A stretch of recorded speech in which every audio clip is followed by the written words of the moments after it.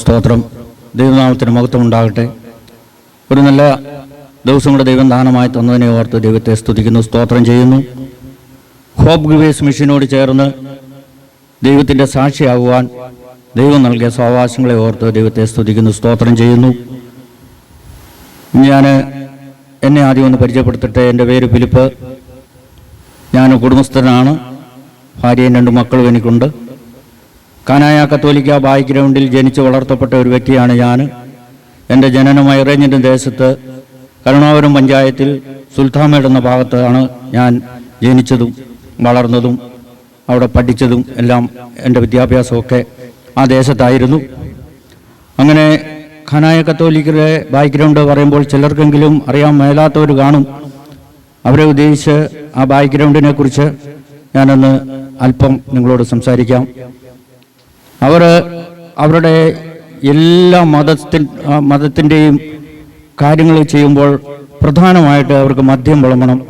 അത് അവരുടെ ഒരു ജീവിതത്തിൽ അല്ലെങ്കിൽ അവരുടെ വിശേഷ ദിവസങ്ങളിൽ, പ്രത്യേകിച്ച് കല്യാണം, എന്നിട്ട് പറയുന്നു മരണത്തിൻ്റെ അടക്ക ശുശ്രൂഷയ്ക്ക് പോലും, കല്യാണത്തിന് പോലും, ഏത് വിഷയമുണ്ടായാലും മദ്യം അവരുടെ ഒരു പ്രധാനപ്പെട്ട വിഭവമായിട്ട് മാറിയിരിക്കുന്ന ഒരവസ്ഥയിലാണ്.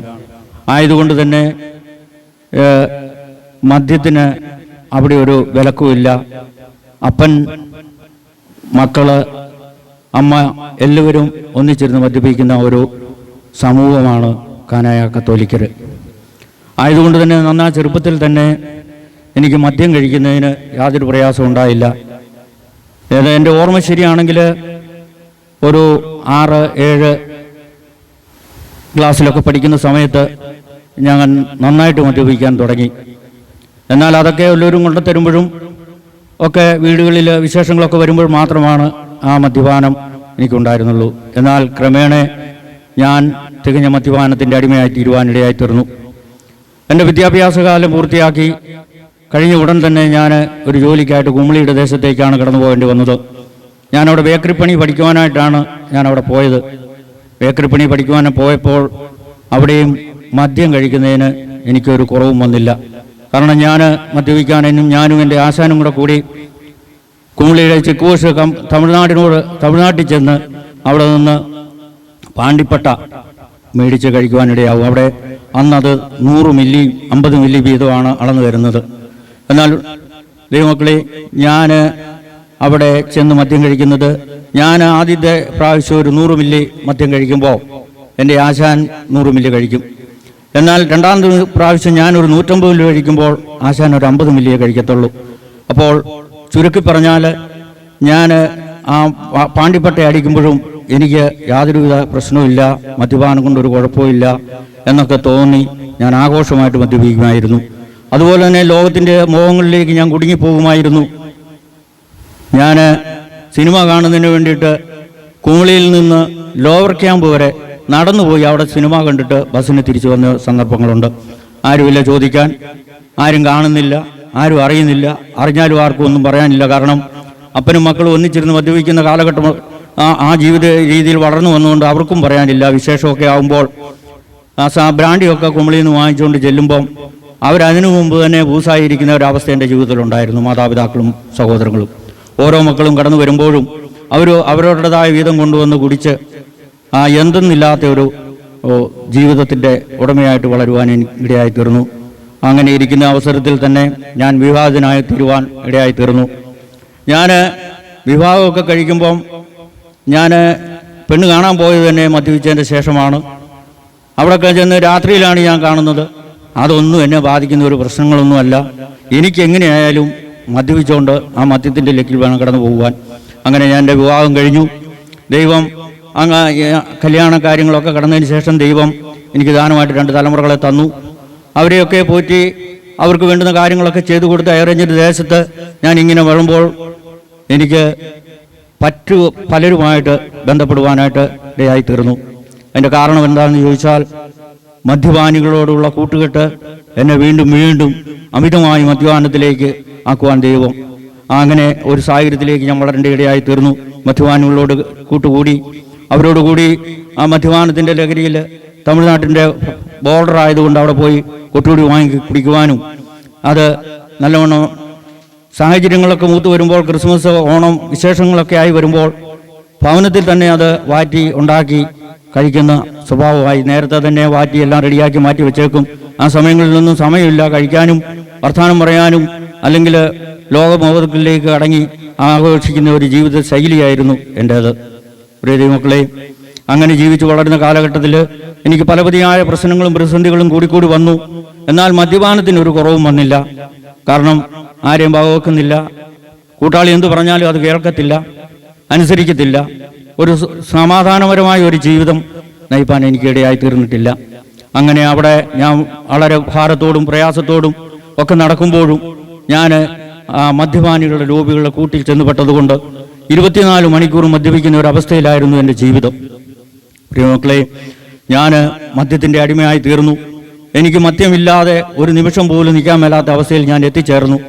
അങ്ങനെ തികഞ്ഞ മദ്യപാനത്തിന് അടിമയായി തീർന്ന എനിക്ക് അതിൽ നിന്നൊരു മോചനം ഞാൻ പ്രതീക്ഷിച്ചെങ്കിലും ഒരിക്കലും അത് സാധ്യമാകുന്ന ഒരു സാഹചര്യത്തിലല്ല എൻ്റെ ജീവിതം മുന്നോട്ട് പോയിക്കൊണ്ടിരുന്നത്. കാരണം ഞാൻ എങ്ങോട്ട് തിരിഞ്ഞു പോയാലും ആ മദ്യപാനികളുമായിട്ടാണ് എൻ്റെ കൂട്ടുകെട്ട്. ആ മദ്യം എവിടെയൊക്കെ സൂക്ഷിച്ചു വെച്ചിരിക്കുന്നു, എവിടെയൊക്കെ പാത്തു വെച്ചിട്ടുണ്ട്, ഏത് കടകളിലൊക്കെ കൊടുക്കുന്നുണ്ട്, അവിടെയെല്ലാം ഈ മദ്യപാന്മാരുടെ കൂട്ടത്തിൽ, ആ വണ്ടിക്കാരുടെ കൂട്ടത്തിൽ രാവിലെ കയറിയാൽ വൈകുന്നേരം ഒരു സന്ധ്യ ആകുമ്പോൾ വീട്ടിലേക്ക് ഇറക്കി വിട്ടിട്ട് പോകുന്ന ഒരവസ്ഥയിലാണ്. വീട്ടിന് വരുമ്പോൾ തുമ്പിന് വെളിവില്ലാതെ, ബോധമില്ലാതെ, കൂട്ടാളി നല്ലത് പറഞ്ഞാലും ചീത്ത, നന്മ പറഞ്ഞാലും ചീത്ത പറഞ്ഞാലും എല്ലാത്തിനും ചീത്തയല്ലാതെ മറുപടി ഒന്നുമില്ല. പുകവലി എന്ന് പറഞ്ഞാൽ ഒരു പ്രത്യേകം പറയേണ്ട കാര്യമാണ്. തികഞ്ഞ പുകവലിക്കാരനാണ്. ഒരു 6 കൂടി ജ്യോതിമാനെങ്കിലും ഇല്ലാതെ ഒരു ദിവസം എനിക്ക് പോകത്തില്ല. ആ രീതിയിൽ ഞാൻ സിഗരറ്റ് വലിക്കും, മദ്യപിക്കും. ഇതല്ലാതെ എനിക്ക് വേറൊരു പരിപാടിയില്ല. വല്ല ജോലിയൊക്കെ തന്നാൽ കൂലിപ്പണിയൊക്കെ ചെയ്യുന്ന അവസ്ഥയിൽ കൂലിപ്പണിക്കൊക്കെ കടന്നു പോയാലും 1 ലിറ്റർ സാധനമായിട്ടാണ് ഞാൻ പോകുന്നത്. ദൈവമക്കളെ, ഒരു പകൽക്കാലം ഞാൻ 1 ലിറ്റർ സാധനമായിട്ട് പണിക്കിറങ്ങിയതാ. അവിടെ നിന്ന് വൈകുന്നേരം 5 മണിയായപ്പോൾ പണി നിർത്തി ചെന്നപ്പോൾ ഓടമസ്ഥൻ ചോദിച്ചു, അതിൽ നിന്ന് അല്പം മദ്യം ഉണ്ടെങ്കിൽ എനിക്ക് തരാൻ പറഞ്ഞു. ഞാൻ പറഞ്ഞു, അതിൽ തുള്ളി പോലും ഇല്ല, വേറെ ഉണ്ടെങ്കിൽ എടുക്കാം, അത് തീർന്നു പോയെന്ന്. ഈ ഭയങ്കര വെയിലിൻ്റെ സമയത്ത് ആ മദ്യം മുഴുവൻ ആ പകൽക്കാലം കുടിച്ചു തീർക്കുവാനിടയായി തീർന്നു. എന്തിനു പറയുന്നു, എൻ്റെ 40 വർഷത്തെ ജീവിതം മദ്യത്തിനും മയക്കുമരുന്നിനും മദ്യലോബികളോടും ഒക്കെയുള്ള കൂട്ടുകെട്ടുകളിൽ ചെന്ന് ഞാൻ ഹല്ലേലൂയ സ്തോത്രം ദൈവം ഒരു കാര്യം, ഞാൻ അങ്ങനെ കൂട്ടുകെട്ടിലാകപ്പെട്ട് ഒരു കേസിലാകപ്പെടുവാനിടയായി തീർന്നു. പ്രിയമക്കളെ, ഞാൻ ഒരു ജീപ്പിൽ തടിയുമായിട്ട് കമ്പമെട്ടിൻ്റെ ദേശത്തോട്ട് കടന്നു പോകുന്ന സമയത്ത് സർക്കിൾ എന്നെ കാണുവാനും ഞങ്ങളെ വണ്ടിയെ കാണുവാനും ഞങ്ങളെ പിടിക്കുവാനുമായിട്ട് കടന്നു വന്നു. തടി അതിൽ നിന്ന് ഞങ്ങൾ തള്ളി കളഞ്ഞു. എന്നാൽ അത് അവരെടുക്കാതെ ഞങ്ങളെ പിടിക്കുവാൻ വേണ്ടി കടന്നു വന്നു. അങ്ങനെ ഞങ്ങളൊരു 7 കിലോമീറ്ററോളം ദൂരം മുന്നിലും പുറകിലുമായിട്ട് ജീപ്പ് ഓടിച്ചു പോകേണ്ട ഒരു അവസ്ഥ വന്നു. അപ്പോൾ ജീപ്പിൻ്റെ പുറകിലാണ് ഞാൻ ഇരിക്കുന്നത്. ഞാൻ പറയട്ടെ, എനിക്ക് മനസ്സിലായി, ഇവർ പിടിച്ചാൽ നമ്മളെ ശരിയാക്കും, യാതൊരു പ്രയോജനവും കിട്ടത്തില്ല, ഇവർ കാലും കൈ ഓടിക്കും. ഞാൻ പറഞ്ഞു കേട്ടിട്ടുണ്ട്, ഫോറസ്റ്റുകാരെ കിട്ടിക്കഴിഞ്ഞാൽ അവർ കാലും കൈ ഓടിക്കുമെന്ന്. ആ അവസ്ഥ വന്നപ്പോൾ ഞാൻ ചിന്തിച്ചു, ദൈവമേ, ഒരു കാര്യം ചെയ്താലോ, ജീപ്പിൽ നിന്ന് എടുത്ത് ചാടിയാലോ എന്ന് വരെ ഞാൻ ചിന്തിച്ചു. അങ്ങനെ ഇരുന്ന് ഒരു കയറ്റം കയറി വന്നപ്പോൾ ചാടണോ വേണ്ടായോ എന്ന് ഇങ്ങനെ ചിന്തിച്ചിരിക്കുമ്പോൾ, പ്രിയ ദൈവമക്കളെ, എന്നെക്കുറിച്ച് ഓർത്ത് പ്രാർത്ഥിക്കുന്ന കുറേ മനുഷ്യർ അന്നുണ്ടെന്ന് എനിക്കറിയത്തില്ല. അവരുടെ പ്രാർത്ഥന മുഖാന്തരം എനിക്ക് അതൊന്നും ചെയ്യുവാൻ ഇട വന്നില്ല. അപ്പോൾ വണ്ടിയിലിരിക്കുന്ന ആ ഓണർ പറയുന്നുണ്ട്, നിങ്ങൾ ഭയപ്പെടരുത്, അവർ വണ്ടി നിർത്തി കഴിയുമ്പോൾ നമ്മളെല്ലാവരും ഇറങ്ങി അവർക്കിട്ട് അടിച്ചാൽ മതി, അവർ ഓടിക്കോളും എന്നും പറഞ്ഞാണ് പോകുന്നത്. ജീപ്പിൽ അവർക്ക് സർക്കാരിൻ്റെ വണ്ടിയായതുകൊണ്ട് ഡീസൽ കാണത്തില്ല, അവരുടെ ഡീസൽ തീരുമ്പോൾ നമുക്ക് പോകാം എന്നാണ് പറഞ്ഞാണ് വിട്ടുപോയിക്കൊണ്ടിരിക്കുന്നത്. മക്കളെ, പ്രിയ സഹോദരങ്ങളെ, അങ്ങനെ ഒരു നാൽക്കാലയിൽ ചെന്ന് നിൽക്കുവാനും വണ്ടി അവിടെ നിർത്തിയത് സമയം തന്നെ ഞാൻ അതിൽ നിന്ന് ചാടി അടുത്തുള്ള ഏലക്കാട്ടിലേക്ക് ചാടുവാനിടയായി തീർന്നു. ബാക്കി അതിൻ്റെ കൂട്ടത്തിലുണ്ടായിരുന്ന തമിഴ്ക്കാർ ഇറങ്ങി ഓടി. ഈ ഓണറെ മാത്രം റേഞ്ചർ പിടിക്കുവാനിടയായി തീർന്നു. റേഞ്ചർ ജീപ്പിൽ നിന്ന് വലിച്ചിറക്കാൻ വേണ്ടി ആകുന്ന പണി ശ്രമിച്ചു നോക്കി. ഞാൻ ഇതെല്ലാം സിനിമയിൽ കാണുന്നത് പോലെ ഏലത്തിനകത്തിരുന്ന് കണ്ടുകൊണ്ടിരിക്കുകയായിരുന്നു. പ്രിയമക്കളെ, ആ മനുഷ്യനെ പിന്നീട് ഞാൻ കണ്ടു. പിറ്റേ ദിവസം ഞങ്ങൾ തമ്മിൽ കണ്ടപ്പോൾ ആ മനുഷ്യൻ റേഞ്ചർ പിടിച്ചതിൻ്റെ പാട കൈപ്പത്തി ആ കാലയിൽ പതിഞ്ഞിരിക്കുന്നത് എനിക്ക് കാണുവാനിടയായി തീർന്നു. ഞാൻ ചിന്തിച്ചു, കർത്താവേ, അത് അങ്ങനെ ഒരു അവസ്ഥയിൽ ഞാനായി പോയിരുന്നെങ്കിൽ എൻ്റെ സ്ഥിതി വളരെ മോശമായേനെ. എന്തിനു പറയുന്നു, അവിടെ നിന്ന് ആ ഫോറസ്റ്റുകാർ പിന്മാറി പോകേണ്ടി വന്നു. അവർ ജീപ്പ് വിട്ടു പോവുകയും ചെയ്തു. ഞാൻ രാത്രിയിൽ ഏലക്കാട്ടിൽ ഒറ്റയ്ക്കായി. ഞാൻ അവിടെ നിന്ന് ഞാൻ എന്നെ കൂട്ടിക്കൊണ്ടുപോയ ആ ജോസിയേട്ടൻ്റെ ചേട്ടൻ്റെ വീട്ടിൽ ചെന്ന് കയറുവാനും അവരോട് കാര്യങ്ങളൊക്കെ പറഞ്ഞ് മനസ്സിലാക്കി ഞാൻ തിരിച്ച് പന്തത്തിലെത്തുവാനും ഇടയായിത്തീർന്നു. 2 ദിവസം കഴിഞ്ഞപ്പോഴാണ് ഞാൻ അറിയുന്നത് അത് കേസായി തീർന്നു. അതിലെ 2ാം പ്രതിയായിട്ട് ഞാൻ 1ാം പ്രതി ജോസിയേട്ടനും 2ാം പ്രതി ഞാനുമായി തീരുവാനിടയായിത്തീർന്നു. അങ്ങനെ അതിൽ ഒരു 7 വർഷക്കാലം ആ കേസ് കളിക്കുവാൻ നെടുങ്കണ്ടത്തിന് പോവുകയും വരികയൊക്കെ ചെയ്തുകൊണ്ടിരിക്കേണ്ടതായിട്ട് എനിക്ക് വന്നു. ഞാൻ അധ്വാനിക്കുന്നതെല്ലാം പാഴായിപ്പോയിക്കൊണ്ടിരുന്നു. കുടുംബത്തിൽ സമാധാനമില്ല, സ്വസ്ഥതയില്ലാത്ത 40 വർഷക്കാലം. പ്രിയ ദൈവമക്കളെ, ഞാൻ അന്ന് ദൈവത്തിൻ്റെ സന്നിധിയിൽ ഒരു തീരുമാനമെടുത്തു. ദൈവത്തോട് ഞാൻ പറഞ്ഞു, എൻ്റെ ഈ സ്ഥലവും ഭവനവും വിറ്റ് എനിക്ക് ഇവിടുന്ന് പോകുവാനിടയായി തീർന്നാൽ അന്ന് ദൈവത്തിൻ്റെ സന്നിധിയിൽ ഞാനൊരു വെന്തിക്കോസ് കൂട്ടായ്മയിൽ ചേരാമെന്ന് ദൈവത്തോട് അന്ന് പറഞ്ഞു. യാതീനായിട്ടിരിക്കുമ്പോഴാണെങ്കിലും എനിക്കങ്ങനെ ഒരു ചിന്ത എൻ്റെ മനസ്സിൽ വന്നു. ഞാൻ ദൈവത്തോട് പറഞ്ഞു. അങ്ങനെ അത് പറയുമ്പോഴും ഞാൻ ഒരു വീഡിയോ ഒക്കെ വലിച്ച് തലയിലൊരു കെട്ടൊക്കെ കെട്ടി മദ്യപിച്ചതിന് ശേഷം ഒരു ഉള്ളങ്കറിലേക്ക് കയറിയിരുന്ന് അക്കരെ മലയിലോട്ട് നോക്കിക്കൊണ്ടാണ് ഞാൻ ഇതൊക്കെ എൻ്റെ ഉള്ളിൽ പറഞ്ഞത്.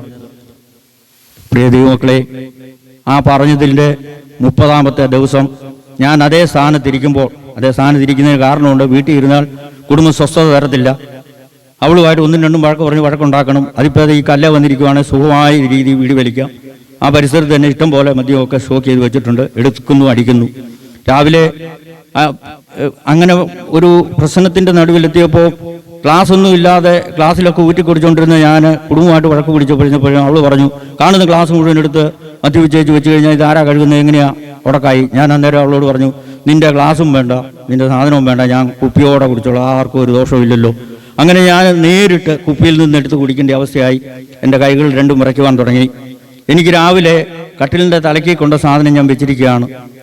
അവിടുന്ന് രാവിലെ എഴുന്നേറ്റാൽ അതൊരു കവിൾ കുടിച്ചതിന് ശേഷമേ കടുങ്കാപ്പി കുടിക്കാൻ പറ്റത്തുള്ള സ്ഥിതിയിലായി. കൈ 2 വിറയ്ക്കുന്ന അവസ്ഥ, കാലുകൾക്ക് ബലമില്ലാത്ത അവസ്ഥ, ശരീരം ആകപ്പാടെ ക്ഷീണിതനാണ്. ആഹാരം കഴിക്കണമെന്നില്ല.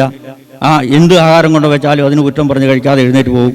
മദ്യം കുടിച്ചാൽ അതിന് ശേഷം എന്തെങ്കിലും ഒരു സമയത്ത് എന്തെങ്കിലും കിട്ടിയാൽ അത് കഴിക്കുക, അല്ലാതെ ആഹാരത്തിനോട് കഴിക്കാനൊരു സന്തോഷമോ തൃപ്തിയോ ഒന്നുമില്ലാത്ത ഒരവസ്ഥ.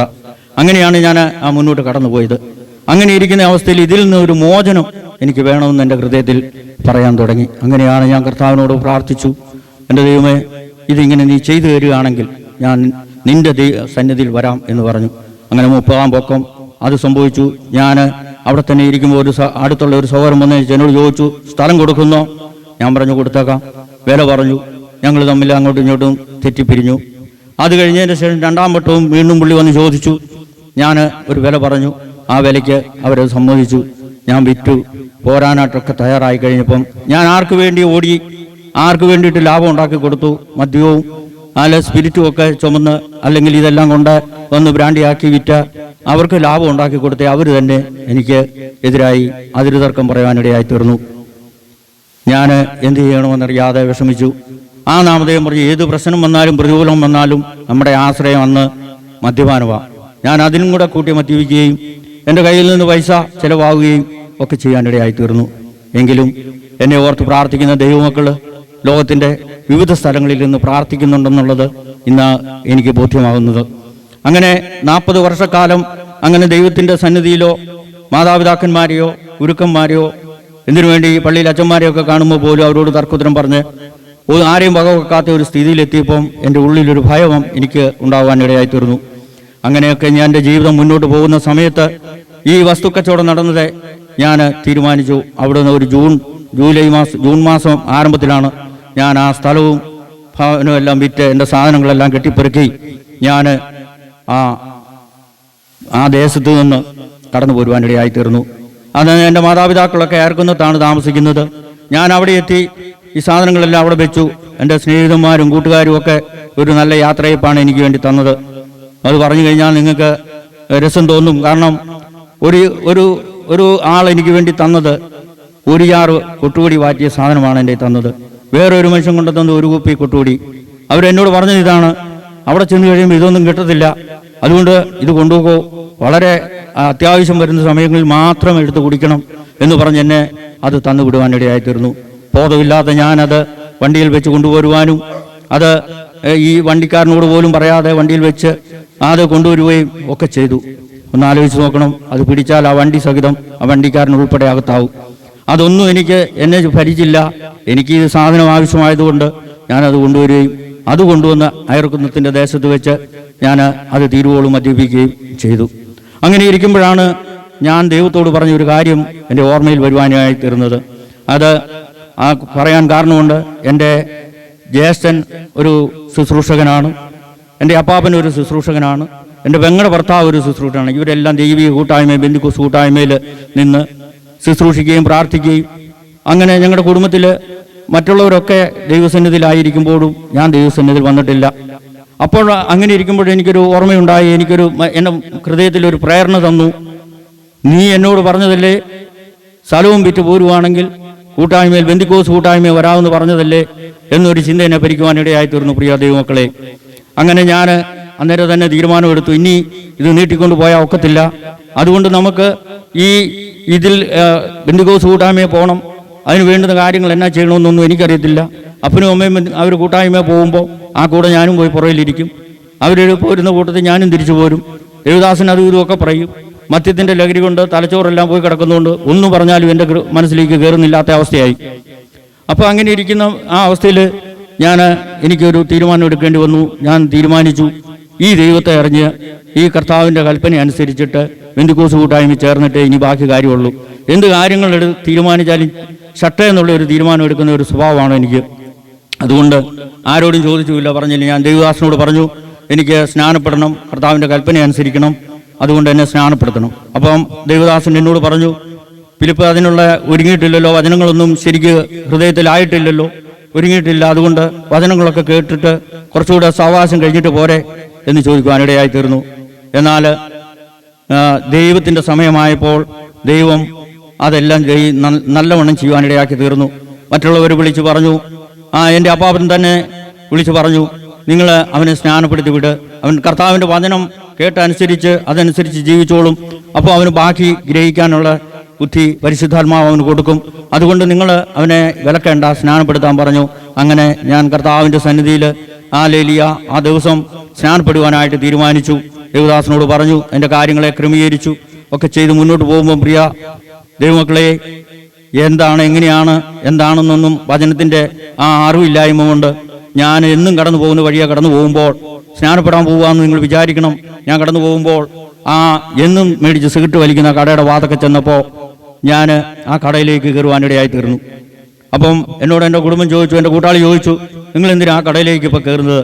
ഞാൻ പറഞ്ഞു, ഇപ്പം വരാമെന്ന് പറഞ്ഞ് ഒരു സിഗരറ്റോട് മേടിച്ച് കത്തിച്ച് വലിക്കുവാനിടയായി തീർന്നു. നിങ്ങളൊന്ന് ഓർക്കണമേ, ആ ജലത്തിൽ കർത്താവിനെ സാക്ഷീകരിക്കാൻ പോകുന്ന സമയമാണ്.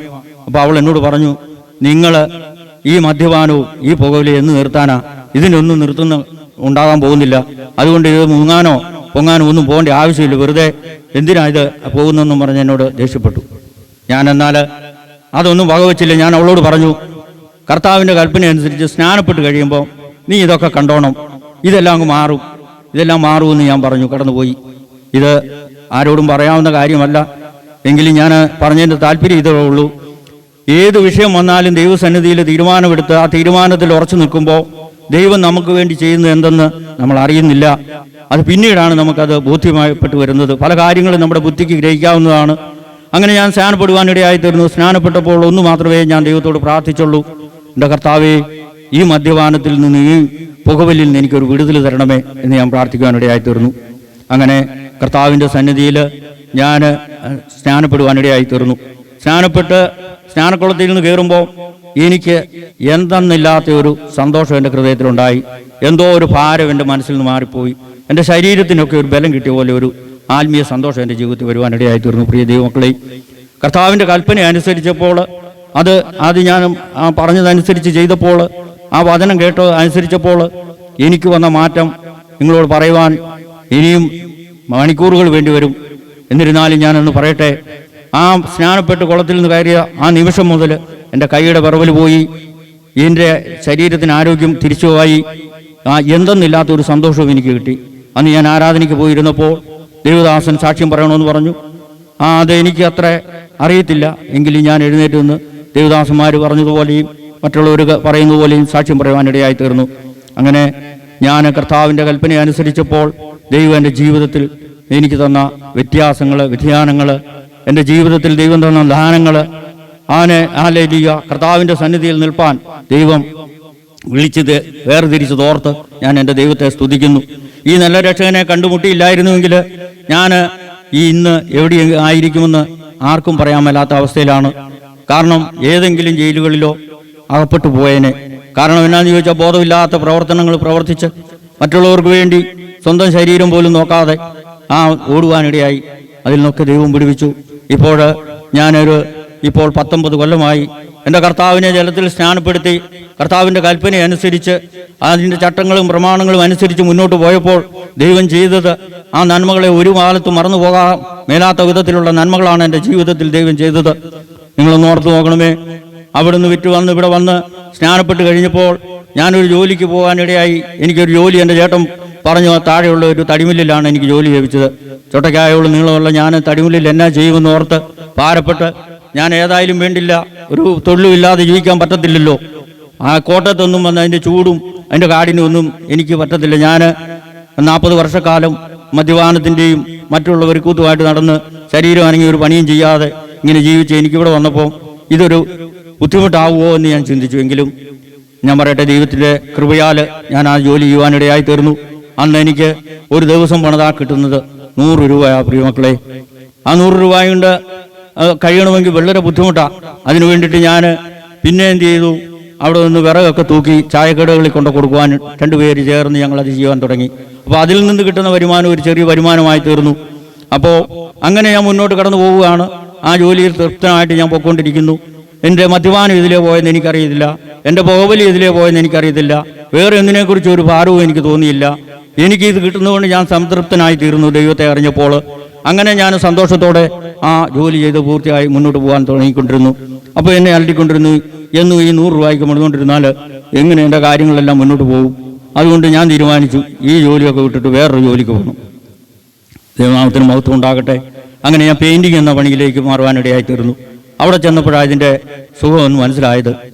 5-6 പേരുടെ കൂട്ടത്തിൽ നിന്ന് പണിയുമ്പോൾ അവരുടെ വായിൽ നിന്ന് വരുന്ന ചീത്ത വാക്കുകൾ, ആവശ്യമില്ലാത്ത സംസാരം, അതിൻ്റെ കൂടെ പിറുപിറുപ്പ്, നമുക്ക് വേണ്ടി മറ്റുള്ളവരോട് പാറ പറയുക, ഇങ്ങനെയുള്ള അവസ്ഥയായി തീർന്നപ്പോൾ ഒരു ദൈവവേദനെ സംബന്ധിച്ച് അതോട് യോജിച്ചു പോകാൻ പറ്റാത്ത ഒരു അവസ്ഥയിലായി തീർന്നു ഞാൻ. എന്നാലും ഞാൻ പിന്മാറുകയില്ലെന്ന് ഞാൻ തീരുമാനിച്ചു. അവരോടുകൂടെ ഇങ്ങനെ ജോലി ചെയ്ത് ഹല്ലേലൂയ കഴിഞ്ഞുകൊണ്ട് വരുന്നു. അങ്ങനെ ഇരുന്ന് ഭാരത്തോടെ പ്രയാസത്തോടെ എൻ്റെ പ്രയാസങ്ങൾ പങ്കുവയ്ക്കുന്ന ഒരു കുടുംബമുണ്ട്. ആ കുടുംബത്തോട് ഞാൻ അച്ഛനോട് ഞാൻ ഈ വിഷയങ്ങൾ പറഞ്ഞു. ഫിലിപ്പ് ഭാരപ്പെടണ്ട, ഒരു കാര്യം ചെയ്യ്, ഞാൻ വേറൊരാളെ പരിചയപ്പെടുത്തി തരാം, ആ മനുഷ്യൻ്റെ കൂടെ പോയി നിങ്ങൾ ജോലി ചെയ്യുക എന്ന് പറഞ്ഞ് ആ മനുഷ്യനെ പരിചയപ്പെടുത്തി തന്നു. അതും പെയിൻറ്റിങ് ചെയ്യുന്ന ഒരാളാണ്. അതൊരു വിശ്വാസിയായിരുന്നു. ദൈവനാമത്വത്തിനായിട്ട് ഞാൻ പറയുകയാണ്, അവിടെ ചെന്ന് ജോലി ചെയ്യാൻ തുടങ്ങിയപ്പോൾ എനിക്ക് എന്തെന്നില്ലാത്തൊരു സന്തോഷം ഉണ്ടാകാൻ ഇടയായി തീർന്നു. കാരണം ഞാൻ ആ മനുഷ്യനോട് കൂടെ ജോലി ചെയ്തപ്പോൾ എനിക്ക് എൻ്റെ ശമ്പളം പൂർണ്ണമായിട്ട് എനിക്ക് കിട്ടാൻ തുടങ്ങി. മറ്റേത് അതിൽ നിന്ന് 10-25 രൂപ വീതം മറ്റവർ പിടിച്ചിട്ടേ എനിക്ക് തരുവുള്ളായിരുന്നു. അതുകൂടി അറിഞ്ഞപ്പോൾ ഇവരുടെ കൂടെ നിൽക്കാൻ എനിക്ക് ഒട്ടും മനസ്സില്ലാതെയായി. അങ്ങനെ ഞാൻ പെയിൻറ്റിങ് ജോലി തുടർന്ന് മുന്നോട്ട് പോയിക്കൊണ്ടിരിക്കുമ്പോൾ ഞാനിങ്ങനെ പ്രാർത്ഥിച്ചു. ഈ ജോലി പെയിൻറ്റിങ് ജോലിയും ചെയ്തുകൊണ്ട് ഞാൻ മുന്നോട്ട് പോവുകയാണ്. എന്നാലും എനിക്കത് അതിലങ്ങോട്ട് ഒരു വലിയ സന്തോഷമൊന്നും പൂർണ്ണമായിട്ട് വരുന്നില്ല. അങ്ങനെ ഇരിക്കുമ്പോഴാണ് എൻ്റെ അപ്പാപ്പനെ എനിക്കൊരു ഓട്ടോറിക്ഷ വാങ്ങിച്ചു തന്നു. ഇനി ഇതിൽ കൂടുതലൊന്നും ഇല്ലല്ലോ, ഓട്ടോറിക്ഷ കിട്ടണമെന്ന് ഞാൻ എൻ്റെ അപ്പാപ്പൻ വന്ന് പലർക്കും ഓട്ടോയൊക്കെ മേടിച്ചു കൊടുക്കുമ്പോൾ ഞാനിങ്ങനെ ചിന്തിക്കും, ഇത് എനിക്ക് മാത്രം എന്നെ ഓർമ്മ വാങ്ങിച്ചു തരാത്തെ. അന്നേരം എനിക്ക് പിന്നീട് ദൈവത്തിൻ്റെ വചനം കേട്ടപ്പോൾ എനിക്ക് മനസ്സിലായി, ദൈവം എല്ലാം തക്ക സമയത്തേ ചെയ്യത്തുള്ളൂ. നമ്മുടെ ആവശ്യപ്രകാരമോ നമ്മുടെ ഇഷ്ടപ്രകാരമോ ദൈവം ഒന്നും ചെയ്യുന്നില്ല. ദൈവത്തോട് നമ്മൾ പ്രാർത്ഥിച്ച് അപേക്ഷിക്കുകയും ചോദിക്കുകയും ചെയ്യുമ്പോൾ ദൈവത്തിൻ്റെ ഒരു സമയമുണ്ട്, അതിനുവേണ്ടി നമ്മൾ കാത്തിരിക്കണം. അല്ലാതെ ഇപ്പം എനിക്ക് കിട്ടണം, അല്ലെ ഇത് ഇന്നത് എനിക്ക് വേണം, ഇവിടെ എനിക്ക് വേണം, അവിടെ എനിക്ക് വേണം എന്നൊന്നും പറയാൻ നമുക്ക് അവകാശമില്ല. ദൈവത്തോട് പ്രാർത്ഥിച്ചു കൊണ്ടിരിക്കുമ്പോൾ ദൈവത്തിൻ്റെ സമയമാകുമ്പോൾ നമ്മുടെ ഏത് വിഷയമാണോ അത് അപ്പോൾ തരേണ്ടയാണെങ്കിൽ അപ്പോൾ തരും, അത് താമസിച്ച് തരേണ്ടയാണെങ്കിൽ അന്നേരം തരത്തുള്ളൂ. കാരണം മുന്നമേ തന്നാൽ നമ്മൾ വഴിതെറ്റി പോകുമെന്ന് എൻ്റെ അപ്പൻ അറിയാവുന്നത് കൊണ്ട് അതൊന്നും ആ സമയത്ത് തന്നില്ല. വണ്ടി കിട്ടി, ഇനിയെല്ലാം സ്വസ്ഥമായി സുഖമായിട്ടിരിക്കാമെന്ന് വിചാരിച്ച് ഉറവയ്ക്കലാണ് ഞാൻ വണ്ടി ഓടിച്ചുകൊണ്ടിരുന്നത്. അവിടെ ചെന്നപ്പോൾ അതിലും പ്രശ്നം, എങ്ങനെ മുന്നോട്ട് പോകാനാ? കാരണം എന്നാന്ന് ചോദിച്ചാൽ എൻ്റെ ഓട്ടോയെ വന്ന് കയറുന്നവരെ കൂടെ വിളിച്ചുകൊണ്ട് പുറകെ ഇരിക്കുന്ന ഓട്ടോക്കാർ പോകും. ആരോട് എന്നാ പറയാനാ? ഒന്നും പറയാനില്ല. അങ്ങനെ മദ്യപാന്മാർ വന്ന് ഓട്ടം വിളിച്ചിട്ട് ഒരു വണ്ടി പോലും പോകുകയില്ലാത്ത സ്ഥലത്തോട്ട് വിളിച്ചുകൊണ്ട് പോയിട്ട് അവിടെ കൊണ്ടാക്കിയിട്ട് പറയും പൈസ എടുത്ത് തരുന്നത് 20 രൂപ, 30 രൂപയുടെ ഓട്ടക്കൂലിക്ക് 20 രൂപ എടുത്തു തന്നാൽ അവിടം വരെ ഓടുന്നതിന് 30 രൂപ കിട്ടേണ്ടത് 20 തന്നാലൊന്നും ഞാൻ സമ്മതിക്കത്തില്ല, കാശ് തരണമെന്ന് പറഞ്ഞ് ഉടക്കായി. അപ്പോൾ എനിക്ക് മനസ്സിലായി ഈ പ്രസ്ഥാനം മുന്നോട്ട് അധികം പോവുകയില്ല. കാരണം ഇത് വഴക്ക് പിടിക്കാനായിട്ട് പറ്റത്തില്ലല്ലോ, അല്ല അങ്ങനെ ഈ ആവശ്യമില്ലാത്ത കാര്യങ്ങളിൽ ഇടപെടാൻ പറ്റത്തില്ലല്ലോ. അപ്പോൾ എനിക്ക് മനസ്സിലായി ഈ വണ്ടി ഓടിയിൽ ഒന്നും മുന്നോട്ട് പോകുമെന്ന് അധികം പോകുമെന്ന് എനിക്ക് തോന്നിയില്ല. എങ്കിലും വേറെ മാർഗമില്ലാത്തത് കൊണ്ട് ഞാൻ അവിടെ നിന്ന് ആ വാഹനം ഓടിക്കുവാനിടയായി തീർന്നു. അങ്ങനെ ദൈവത്തിൽ നിന്നുള്ള നിരവധിയായ അനുഗ്രഹങ്ങൾ പ്രാപിപ്പാൻ, ആ വചനങ്ങളൊക്കെ ഗ്രഹിപ്പാൻ എന്നെ ദൈവം സഹായിച്ചുകൊണ്ടിരുന്നു. ഓരോ വചനം കേൾക്കുമ്പോഴും അതിൽ അധിഷ്ഠിതമായി ജീവിപ്പാൻ ഞാൻ ശ്രമിക്കുകയാണ്. അങ്ങനെ ഞാൻ എൻ്റെ ആ ഓട്ടോ ഓടിക്കുന്ന മേഖല വിട്ട് വേറെ ഏത് മേഖലയിലേക്കാണ് ഇനി പോകേണ്ടതെന്ന് അങ്ങനെ ചിന്തിച്ചും എന്നെ സഹായിച്ച് എനിക്ക് വചനം പറഞ്ഞു തന്നുകൊണ്ടിരിക്കുന്ന പുറകിലെ ഒരു അച്ചായന് എൻ്റെ വീട്ടിൽ പുല്ല് വെട്ടുന്ന മെഷീനും വെള്ളം കഴുകുന്ന പായൽ കഴുകുന്ന മെഷീനും കിണർ കഴുകുന്ന മെഷീനും ഒക്കെ ഇരിക്കുന്ന കണ്ടു. അപ്പോൾ ആ മെഷീൻ അവിടെ ഇരിക്കുന്ന കണ്ടപ്പം ഞാൻ ഒന്ന് ചിന്തിച്ചു, ഈ മെഷീൻ എങ്ങനെയാണ് ഉപയോഗിക്കുന്നത്, ഇത് ഒന്ന് പഠിക്കുന്നത് എങ്ങനെയാണെന്നൊക്കെ ഒന്ന് ചിന്തിക്കാമെന്ന് വിചാരിച്ചൊക്കെ ഞാൻ ആ അങ്കിളിനോട് ചോദിച്ചു, അങ്കിൾ ഇതെങ്ങനെയാണ് ഓണാക്കുന്നത്? പുള്ളി അത് കാണിച്ചു തന്നു. ഞാൻ അതുമായിട്ട് ആ പുള്ളിയുടെ പറമ്പിലോട്ട് ഇറങ്ങി ഒന്ന് വെട്ടി നോക്കിയപ്പം എനിക്ക് വളരെ അസ്വസ്ഥത തോന്നി. കാലേ കല്ലെല്ലാം തെറിക്കുന്നു, വേദനയായി, ചൊറിച്ചിലായി, ആകെപ്പാടെ ബുദ്ധിമുട്ട്. ഞാൻ അങ്കിളിനോട് പറഞ്ഞു, ഇതൊന്നും എനിക്ക് പറ്റുന്ന പരിപാടിയല്ല, ഇത് ഇവിടെ ഇരുന്നോട്ടെ, ഞാൻ പോവാന്ന് പറഞ്ഞന്ന് പോയി. പ്രിയ ദൈവമക്കളെയും, ദൈവം അത് അങ്ങനെയൊക്കെ ചെയ്തു വെച്ചിരുന്നെങ്കിൽ ഞാനത് പൂർണ്ണമായിട്ട് ഉപേക്ഷിച്ച് കളയാതെ വീണ്ടും വാഹനം ഓടിക്കാൻ തുടങ്ങി. അപ്പോൾ എനിക്ക് മനസ്സിലായി, ഈ വാഹനം ഓടിയും ദൈവവചനവും ദൈവത്തിൽ അധിഷ്ഠിതമായ ഒരു ജീവിതം കൂടെ കൊണ്ടുപോകാൻ എനിക്ക് ബുദ്ധിമുട്ടാണ്.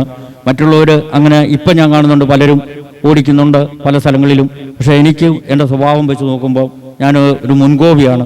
അപ്പോൾ അതുകൊണ്ട് ഞാൻ ഓട്ടോ ഓടിയാൽ എൻ്റെ കൂലി കൃത്യമായിട്ട് എനിക്ക് കിട്ടണം, ഇല്ല ഞാൻ സമ്മതിക്കത്തില്ല. ഞാനും കൃത്യമായിട്ടുള്ള കാര്യങ്ങളിൽ ഇടപെടുന്നത് ആയതുകൊണ്ട് എനിക്കത് കിട്ടാതെ വന്നപ്പം എനിക്ക് പ്രയാസമായി. ഏതായാലും ഞാനങ്ങനെ ദൈവത്തോട് പ്രാർത്ഥിക്കുകയും ദൈവസന്നിധിയിൽ ദൈവദാസന്മാരിലൂടെ കേൾക്കുന്ന വചനം എൻ്റെ ഹൃദയത്തിൽ ആഴമായി പതിക്കുവാനും തുടങ്ങി. അങ്ങനെ രൂപാന്തരം പ്രാപിക്കുവാൻ തുടങ്ങി. ആ നാളുകളൊക്കെ കഴിഞ്ഞപ്പോൾ എനിക്ക് മദ്യപിക്കണമെന്നുള്ള എൻ്റെ ചിന്ത വിട്ടുപോയി, പുകവലിക്കണമെന്നുള്ള എൻ്റെ ചിന്ത വിട്ടുപോയി. എന്നോട് എൻ്റെ ചേട്ടൻ ഞാൻ അതിൻ്റെ ഇടയ്ക്ക് ചോദിച്ചു, നീ പുകവലിക്കുന്നുണ്ടോ? എനിക്കൊരു സംശയം നിന്നെ കാണുമ്പോൾ തോന്നുന്നു വരെ ചോദിക്കുവാനിടയായി തീർന്നു.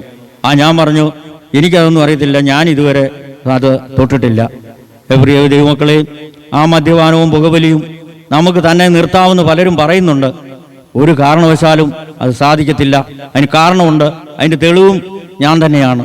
ഞാൻ ക്രിസ്തീയ ജീവിതത്തിൽ നയിച്ചുകൊണ്ടിരിക്കുമ്പം എൻ്റെ മദ്യപാനം നിർത്തുവാൻ വേണ്ടി ഞാൻ ഡിവൈൻ ധ്യാന കേന്ദ്രത്തിൽ പോയി ധ്യാനങ്ങളൊക്കെ കൂടി അവിടുന്ന് വചനമൊക്കെ കേട്ടു, മദ്യപാനമൊക്കെ നിർത്തി തീരുമാനമെടുത്തു, വീട്ടിൽ വന്നു. അങ്ങനെ ഞാൻ ഒരു 1.5 വർഷക്കാലം ഞാൻ മദ്യപിക്കാതിരുന്നിട്ടുണ്ട്. അപ്പോൾ 1.5 വർഷക്കാലം മദ്യപിക്കാതിരുന്ന് എനിക്ക് വീണ്ടും മദ്യപിക്കണമെന്ന് തോന്നുവാനിടയായിത്തീർന്നു. ഞാൻ അടുത്ത ഒരു മലയാറ്റൂർ പള്ളിയിൽ പോയി. ആ മലയാറ്റൂർ പള്ളിയിൽ പോയപ്പോൾ ഞാൻ പൂർണ്ണമായിട്ട് മദ്യപിച്ചിട്ടാണ് തിരിച്ച് വീട്ടിലെത്തിയത്. കുടുംബത്തിൽ സ്വസ്ഥതയില്ല, സമാധാനമില്ല. മണർകാടുകളിൽ പോകും, ഞാൻ അവിടെ ചെന്ന് തീരുമാനമെടുക്കും, കമ്പൊടിച്ചിടും, ഇനി മേലാ കുടിക്കത്തില്ല, മദ്യപിക്കത്തില്ല. അങ്ങോട്ട് പോകുമ്പോൾ കുപ്പി സ്റ്റോക്കായിട്ടാണ് ഞങ്ങൾ പോകുന്നത്. തിരിച്ചു വരുമ്പോൾ അങ്ങനെ ചിലപ്പോൾ ഒരാഴ്ച അല്ലെങ്കിൽ 1.5 ആഴ്ച കഴിയുമ്പം വീണ്ടും ഇത് തന്നെ സ്ഥിതി. ഒരു തരത്തിലും വിട്ടുമാറാൻ അല്ലെങ്കിൽ നമുക്ക് തന്നെ നിർത്താവുന്ന ഒരു മക്കളും ആരും വിചാരിക്കേണ്ട, നമ്മളെ കൊണ്ട് തന്നെ സ്വയമായിട്ട് നിർത്താൻ കഴിയില്ല എന്ന് ഞാൻ പൂർണ്ണമായിട്ട് വിശ്വസിക്കുന്നു. കാരണം ദൈവം എൻ്റെ ജീവിതത്തിൽ ഈ മദ്യപാനവും പുകവലി എടുത്തു മാറ്റിയെന്നാണ് ഞാൻ സാക്ഷ്യപ്പെടുത്തിക്കൊണ്ടിരിക്കുന്നത്. കാരണം ദൈവം മാറ്റാതെ ആർക്കും ഇത് മാറ്റുവാൻ കഴിയത്തില്ല, ദൈവത്തിന് കഴിയാത്ത ഒരു കാര്യവുമില്ല. അങ്ങനെ ഞാൻ ആ മേഖല വിട്ടിട്ട് ഈ പുല്ല് വെട്ടുന്ന മേഖലയിലേക്കൊന്ന് കിടക്കാമെന്ന് വിചാരിച്ച് ഞാൻ അച്ഛനോട് ചോദിച്ചു. അച്ഛൻ ആ മിഷൻ എനിക്ക് തന്നു. ഞാൻ അതുകൊണ്ട് പോയി. എനിക്കിതിൻ്റെ വർക്കോ അതിൻ്റെ പരിപാടികളോ ഒന്നും അറിയത്തില്ല. എന്നാൽ ആ അച്ഛൻ കുറച്ചൊക്കെ കാണിച്ചു തന്നു. പിന്നെ ആ ദൈവത്തിൻ്റെ കൃപ എന്ന് പറയട്ടെ, ഞാൻ ആ മിഷീൻ കൊണ്ടുപോയി പുല്ല് വെട്ടാൻ തുടങ്ങി. ഞാനിത് പറയാൻ കാരണം, ഞാൻ ദൈവസന്നിധിയിൽ വന്നു കഴിഞ്ഞപ്പോൾ എനിക്കൊരു കാലിനൊരു ചൊറിച്ചിലുണ്ടായി, ഒരു രോഗത്തിൻ്റെ അവസ്ഥ വന്നു. എന്താണെന്ന് എനിക്കറിയത്തില്ല. ഡോക്ടർമാർ ഇംഗ്ലീഷിൽ സോറിയാസിസ് എന്നൊക്കെ പറയുന്നത് കേട്ടു. അതെന്നാണെന്നൊന്നും എനിക്ക് പിടികിട്ടിയില്ല. അതിൻ്റെ മുഖാന്തരം ഞാനൊരു ചികിത്സയ്ക്കായിട്ട് ചെന്ന് കൊളസ്ട്രോളും ഷുഗറും ഒക്കെ പരിശോധിക്കാൻ ഇടയായിത്തീർന്നു. അപ്പോൾ ഞാൻ വേഗത്തിൽ പറയട്ടെ, കൊളസ്ട്രോൾ എനിക്ക് അങ്ങേയറ്റം കൂടിയിരിക്കുക, 292 ആയിരിക്കുകയാണ്. മരുന്ന് കഴിക്കണമെന്ന് എന്നോട് പലരും ആവശ്യപ്പെട്ടു. എൻ്റെ അപ്പാപ്പൻ അമേരിക്കയിൽ നിന്ന് ഒരു ചുമട് മരുന്നുമായിട്ട് വന്നു, അതുകൊണ്ട് തന്നു. ഞാൻ അതിൽ ഒരു ഗുളിക കഴിച്ചു. അത് കഴിച്ചപ്പോൾ എന്നോട് ഈ അങ്കിള് പറഞ്ഞു, ഫിലിപ്പേ, നീ ആ ഗുളിക കഴിച്ചാൽ ഇത് മരണം വരെ നീ ഈ ഗുളിക കഴിക്കണം, അല്ലാതെ ഇതിന് പറ്റത്തില്ല, ഞാൻ ചോദിച്ചത് കുറച്ച് കഴിഞ്ഞ് കൊളസ്ട്രോൾ അങ്ങ് മാറുമ്പോൾ അങ്ങ് നിർത്താൻ മേലെ, അങ്ങനെ ഇത് കഴിച്ചിട്ട് നിർത്താൻ പറ്റുന്ന ഒരു കാര്യമല്ലെന്ന് എന്നോട് പറയാനിടയായി തീർന്നു. പ്രിയ ദൈവമക്കളെ, അപ്പം ഞാൻ ചിന്തിച്ചു, ഞാൻ ദൈവത്തെ അറിയുകയും ദൈവത്തിന് വേണ്ടി നിൽക്കുകയും ചെയ്തിട്ട് ദിവസം 10 രൂപ മുടക്കി ഈ ഗുളിക കഴിച്ചിട്ട് മരിക്കുന്ന ഭേദം ഗുളിക കഴിക്കാതെ അങ്ങ് മരിക്കുന്നതല്ലേ നല്ലത്. അതുകൊണ്ട് ഞാൻ ഇത് കഴിക്കുന്നില്ലെന്ന് പറഞ്ഞ് ദൈവത്തിൻ്റെ സന്നിധിയിൽ ചെന്ന് കണ്ണീരൊഴുക്കി പ്രാർത്ഥിക്കാൻ തുടങ്ങി. പ്രിയ ദൈവമക്കളെ, എനിക്ക് അത് പ്രത്യേകമായിട്ട് എവിടെയും പറയുന്ന ഒരു കാര്യമാണ്. അത് എൻ്റെ പ്രാർത്ഥന ദൈവം കേട്ടു. എൻ്റെ ആ കൊളസ്ട്രോളിൻ്റെ പ്രശ്നം ദൈവം അങ്ങ് മാറ്റി. ഞാൻ വീണ്ടും ചെന്ന് പരിശോധിച്ചപ്പോൾ കൊളസ്ട്രോൾ കുറഞ്ഞു വരുന്നു. ഒരാഴ്ച കഴിഞ്ഞ് വീണ്ടും ചെന്ന് പരിശോധിച്ചപ്പോൾ കൊളസ്ട്രോൾ വീണ്ടും കുറഞ്ഞു വരുന്നു. അപ്പോൾ ഇത് ഞാൻ മരുന്ന് കഴിക്കുന്നില്ല, കൊളസ്ട്രോൾ കുറയുന്നുണ്ട്. അതാരാ നടത്തുന്നത്? ദൈവം തന്നെയാണെന്ന് ഞാൻ ഉറച്ച് വിശ്വസിച്ചു. ദൈവത്തോട് പ്രാർത്ഥിച്ചു, കർത്താവേ, എനിക്ക് ഇന്ന് ഈ ചെറുപ്പത്തിൽ തന്നെ ഈ കൊളസ്ട്രോളൊക്കെ വന്നു കഴിഞ്ഞ് കഴിഞ്ഞാൽ പിന്നെ ഞാൻ എന്നാ ചെയ്യും? അതുകൊണ്ട് ഞാൻ ദൈവത്തോട് മുട്ടിപ്പായിട്ട് പ്രാർത്ഥിച്ചു. പ്രിയ ദൈവമക്കളെ, കൊളസ്ട്രോൾ ഇന്നും നോർമലാണ്. ഞാൻ ഏത് മാർഗത്തിൽ കൂടെ പോയാലും തെറ്റില്ലാത്ത നേരായ മാർഗത്തിൽ വളരെ മുന്നോട്ട് പോകുമ്പോൾ ദൈവം അതിൽ നിന്നൊക്കെ എനിക്ക് വിടുതലും സന്തോഷമായി തീരാൻ തരുന്നു. അങ്ങനെ ഞാൻ പുല്ലുകെട്ട് മേഖലയിൽ കൂടെയൊക്കെ കടന്നുപോയി. അങ്ങനെ ഇരിക്കുമ്പോഴാണ് ഇപ്പോൾ ഞാൻ പറയട്ടെ, പ്രിയ ദൈവമക്കളെ, ദൈവത്തിൻ്റെ വചനം അനുസരിക്കുമ്പോൾ എനിക്ക് മനസ്സിലായി, ഓരോ കാര്യങ്ങൾ നമ്മൾ ചെയ്യുമ്പോഴും ദൈവത്തിൻ്റെ വചനം അനുസരിക്കാൻ നമ്മൾ ബാധ്യസ്ഥരാണ്. ഞാൻ അങ്ങനെ ചിന്തിച്ച് വായിച്ചപ്പം എൻ്റെ ഹൃദയത്തിൽ എനിക്ക് സന്തോഷം തന്ന ഒരു വലിയൊരു കാര്യമാണ്. ഗലാത്യർ 5:19 മുതൽ 21 വാക്യങ്ങളിൽ പറയുന്നു, ജഡത്തിൻ്റെ പ്രവൃത്തികളോ ദുർനടപ്പ്, അശുദ്ധി, ദുഷ്കാമം, വിഗ്രഹാരാധന, ആഭിചാര്യം, പക, പിണക്കം, ജാരശങ്ക, ക്രോധം, ശാഠ്യം, ദ്വന്ദ്വപക്ഷം, ഭിന്നത, അസൂയ, മദ്യപാനം, വെറിക്കൂത്ത് മുതലായവയെന്ന് വെളിവാക്കുന്നു. ഈ വക പ്രവർത്തിക്കുന്നവരാരും ദൈവരാജ്യം അവകാശമാക്കുകയില്ല. സ്തോത്രം. ഈ ലിസ്റ്റുകളൊക്കെ പറഞ്ഞതിനകത്ത് ഞാൻ നോക്കിയപ്പം മദ്യപാനത്തിൻ്റെ ഇത് എന്നെ ചിന്തിപ്പിക്കാനിടയായി തീർന്നു. മദ്യപാനി ദൈവരാജ്യം അവകാശമാക്കുകയില്ല. അപ്പം കർത്താവിൻ്റെ കൽപ്പന അനുസരിച്ച് കർത്താവിൻ്റെ പ്രമാണത്തിൽ ഉറച്ചു നിൽക്കുമ്പം ദൈവരാജ്യം അവകാശമാക്കുന്നില്ലെങ്കിൽ പിന്നെ നമ്മൾ ഈ പ്രസ്ഥാനത്തിലോട്ട് വന്നിട്ടുണ്ട കാര്യം? ജാതിയിൽ തന്നെ നിൽക്കാമായിരുന്നു, എല്ലാം ചെയ്യുകയും ചെയ്യാം, നിത്യരാജ്യം കിട്ടുകയും ചെയ്യും. അങ്ങനെയല്ല പ്രിയ ദൈവമക്കളെ, കർത്താവിൻ്റെ കൽപ്പന അനുസരിച്ച് കർത്താവിൻ്റെ പ്രമാണം അനുസരിച്ച് നിന്നാൽ മാത്രമേ നമുക്ക് നിത്യ പ്രാപിപ്പാൻ പറ്റത്തുള്ളൂ. ആദ്യം അവിടുത്തെ രാജ്യവും നീതി അന്വേഷിപ്പിൻ, അപ്പോൾ ബാക്കിയെല്ലാം ചേർക്കപ്പെടുന്ന കർത്താവിൻ്റെ വചനം നമ്മളെ ഓർപ്പിക്കുന്നു. അങ്ങനെ കർത്താവിൻ്റെ രാജ്യത്തെക്കുറിച്ചുള്ള ബോധ്യവും നീതിയും ആ ചട്ടങ്ങളും പ്രമാണങ്ങളും അനുസരിച്ച് മുന്നോട്ട് പോകാൻ തുടങ്ങിയപ്പോൾ ദൈവം എന്നെ ആത്മീയമായിട്ട് ഉയർത്തുവാൻ തുടങ്ങി.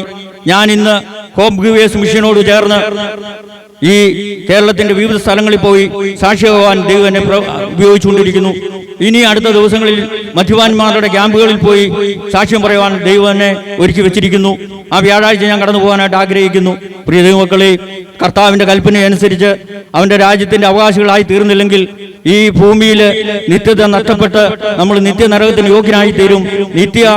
ആ ജീവിതത്തിലേക്ക് പ്രവേശിക്കണമെങ്കിൽ കർത്താവിൻ്റെ കൽപ്പന അനുസരിച്ച് കർത്താവിൻ്റെ പ്രമാണം അനുസരിച്ച് അതിന് പ്രകാരം ജീവിപ്പാൻ നമ്മളെ ഒരുക്കി കൊടുക്കേണ്ടത് ആവശ്യമാണ്. ഞാൻ എൻ്റെ സാക്ഷ്യം കൂടുതൽ മുന്നോട്ട് കൊണ്ടുപോകാനായിട്ട് ഞാൻ ആഗ്രഹിക്കുന്നില്ല. ഇന്നിപ്പോൾ ഞാൻ കുടുംബമായിട്ട് സന്തോഷകരമായ ഒരു നല്ല ജീവിതം നയിക്കുകയാണ്, കുടുംബജീവിതം നയിക്കുകയാണ്. ദൈവത്തിൻ്റെ പദ്ധതി ദൈവം ഒരുത്തനെ ഉയർത്തണമെന്ന് തീരുമാനിച്ചാൽ പിന്നെ ആര് നോക്കിയാലും അത് തടസ്സപ്പെടുത്താൻ പറ്റത്തില്ല. അതുകൊണ്ട് ആ പ്രവൃത്തിയിൽ ഏർപ്പെട്ട് ദൈവനാമത്തിൻ്റെ മഹത്വത്തിന് വേണ്ടി ദേശത്തിൻ്റെ നാനാഭാഗങ്ങളിൽ പോയി സാക്ഷിയാകുവാനും ദൈവത്തിൻ്റെ കൽപ്പനയനുസരിച്ച് ജീവിപ്പാനും ഞാനും ആഗ്രഹിക്കുകയാണ്. ആയതിനാൽ ദൈവത്തിൻ്റെ സന്നിധിയിൽ നിന്ന് അന്ത്യം വരെയും വിശ്വസ്തയോടെ നിൽപ്പാൻ ദൈവം എനിക്ക് കൃപ തരണം. അതിനുവേണ്ടി ഞാൻ ദൈവത്തോട് പ്രാർത്ഥിച്ചുകൊണ്ട് എൻ്റെ ഈ സാക്ഷ്യത്തിൽ നിന്ന് ഞാൻ വിരമിക്കുന്നു.